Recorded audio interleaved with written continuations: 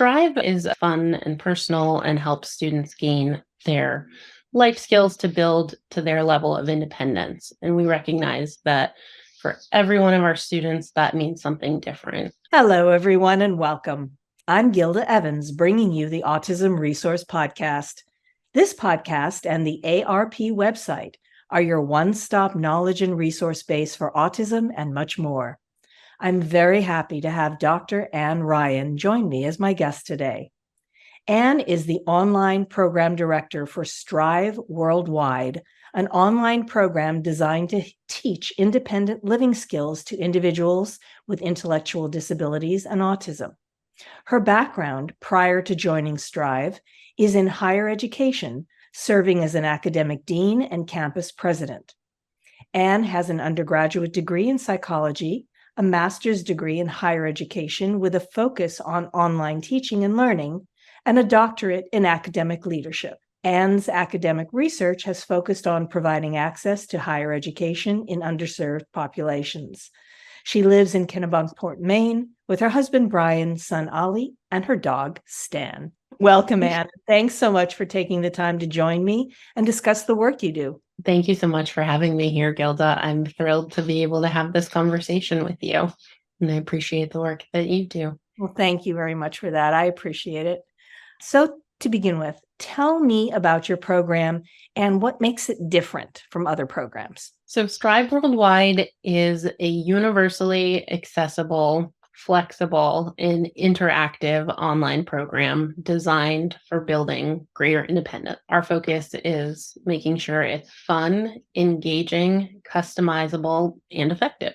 So we intentionally create our environment that prioritizes that comfort, accessibility, and choice. And then we have courses that offer a broad array of independent living skills, including things like, but not limited to, brain fitness, which is an executive functioning class, cooking and meal planning, employment skills, first aid basics, healthy relationships, money classes, health classes, self-advocacy and boundaries. And I won't go on and on, but we have 19 classes developed, all that focus on a different independent living skill. And what makes us unique is that we have an open enrollment model. So we have new classes starting every 6 weeks, and there aren't eligibility requirements, which means that we can help when others can't. And when you're ready, we're ready. Well, that sounds fantastic. So then tell me, who are these classes appropriate for, and where does the course content come from? Sure. Our curriculum is designed with neurodiverse learners in mind, but open to all learners 16 or older. We intentionally create material that mirrors how we use social media. So anyone who has a smartphone, tablet, or computer and uses it to communicate with friends and family are comfortable in our classes pretty much out of the gate.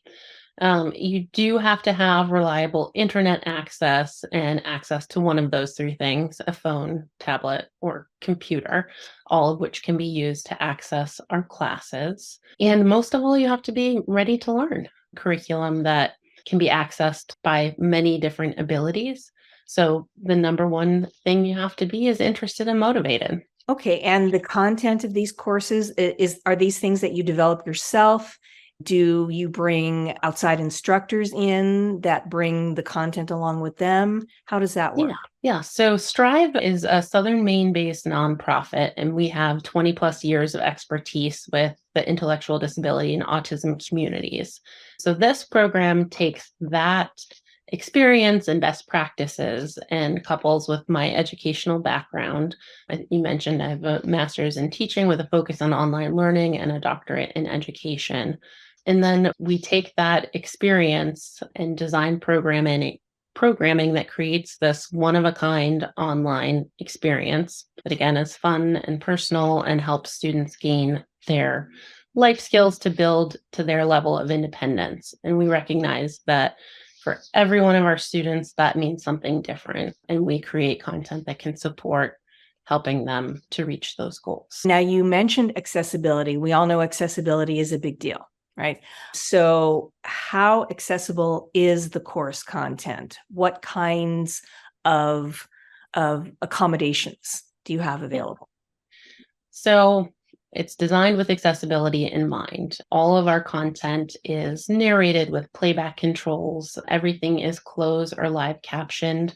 We make it so that reading and writing is not a prerequisite to be successful in the classes. We focus on choice. So we might be talking about a specific topic. For instance, in many of our classes, we talk about a circle of support. Who are the trusted people in your lives that you can turn to when making big decisions? So we will introduce that topic and ask our learners to think about who's in your circle of support. But when we have the students participate in that activity, it's focused on choice. So built right into our classes, the student can type their answer, they can use a speech to text tool, they can record audio, record video, screencast their device, or attach a document. And while that can sound complicated, each one of those options is just one button, one press integrated right into our platform. So whatever the learning style that will, or however the learner is most comfortable, that's how they can participate. And we do have, other accessibility features that customize the learner's experience. So on our learning management system, students can choose different profiles. So if a learner says with the ADHD profile, it will create a very specific and narrow focus that highlights specific content. If they select the dyslexia profile, it changes the font and creates spaces and a heavier bottom that has been shown to help the learner retain more of the information that they're reading. There's a dictionary built in, so you can click to define a word. You can choose read aloud. It's really about what works for the learner and not what works for us. So it's customized in all of those ways. And then I'm not sure that I mentioned the two different parts of the classes, but there are 10 1-hour seminars in each 5-week class, and then 5 to 10 hours of this self-paced work.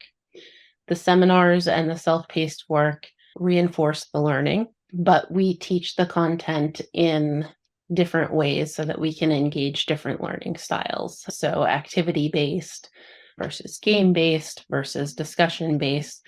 We really try it and create content that all learners can access and participate fully with.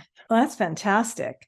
So, how do you know then if your students are actually learning? So each of our classes have stated learning outcomes, and we do pre and post assessments to measure those learning outcomes, as well as provide learners the ability to demonstrate their understanding throughout the course. So that allows us to measure not just individual learner growth, but also just gauge how well our curriculum is meeting those intended outcomes. And we use that information to improve our class and update our curriculum. Okay. So everybody likes a good success story, right? Can you share one or two? Favorite? Yes. Yeah, that is my favorite thing to do. I'll share one of our most drastic and surprising stories and then some more sort of common success stories. So I mentioned that Strive was a nonprofit, and we have lots of different programs that support the IDD and autism communities. One of those programs is a high school transition program. Now, Strive Worldwide began in 2019, so that was pre-pandemic. So at the beginning of the pandemic, when the schools and different programs were figuring out how to transition to online learning, we were in a very fortunate space to be able to provide options for our high school program, among others. In that first class, we had a student with selective or situational mutism, and she had been part of this high school program for almost 2 years. And during that time, neither her classmates nor her teacher had ever heard her voice. And then in the very first online seminar, she just started talking and participating in a way that she never had before. And so it was so exciting. And we've kind of looked into, that sort of phenomenon.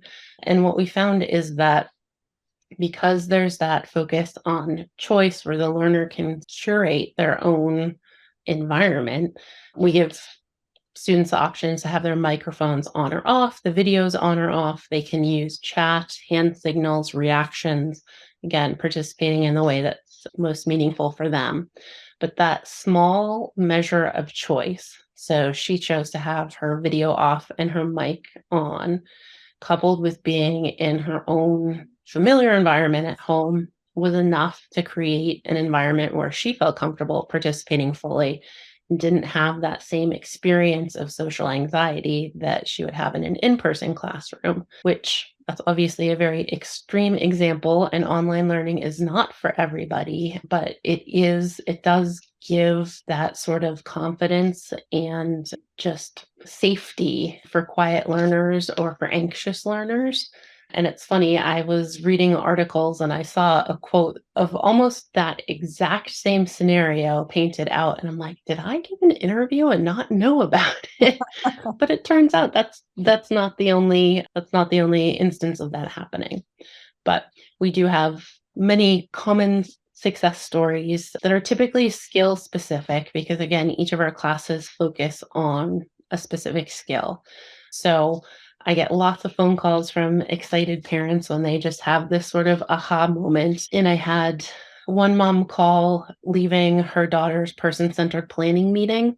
And she was just so excited because for the very first time, her daughter came with goals that she had been working on in our self-advocacy and boundaries class.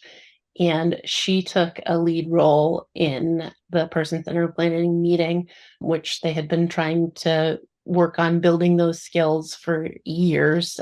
But she took that role and she had assignments for the different parts of her group, and her mom was just so excited to see that her really embrace that sort of self-advocacy. Another funny story, we got a letter from a mom whose son had been playing basketball in the Special Olympics, and after halftime he didn't come out, and she got very nervous and she went to find him, and she found him sitting in the locker room using the meditation app that we introduce in our Healthy You class. And he's like, I'm really nervous.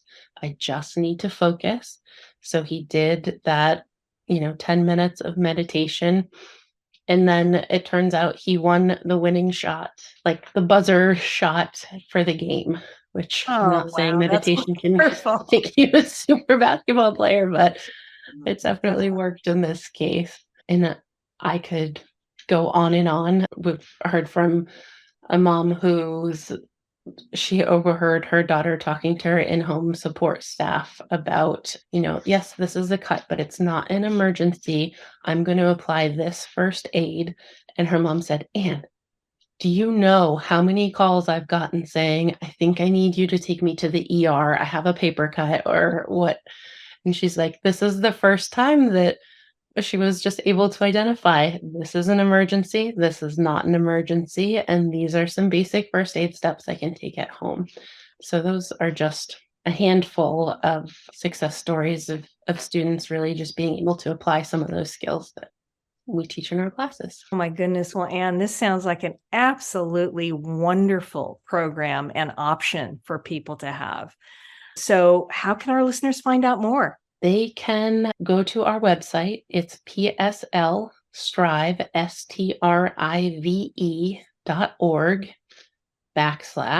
strive worldwide, or you can just start at pslstrive.org and look for Strive Worldwide. Or you can reach out to me directly. My email is aryan, that's ARYAN, at pslstrive, that's STRIVE.org. Well, thank you so much, Anne, for your time and for sharing your story with us today. Thank you for having me. It's been a pleasure. If you like what you hear, please subscribe to the podcast. You can find it on Apple iTunes, Amazon Music, Google Podcasts, Spotify, and other popular platforms. Don't forget to follow us on Facebook and Instagram. And you can always access us and other great resources on our website, autismresourcepodcast.com. I want to thank our listeners for spending part of their day with us. This is the Autism Resource Podcast, and I'm Gilda Evans, reminding you to take care of yourself and that special person in your life.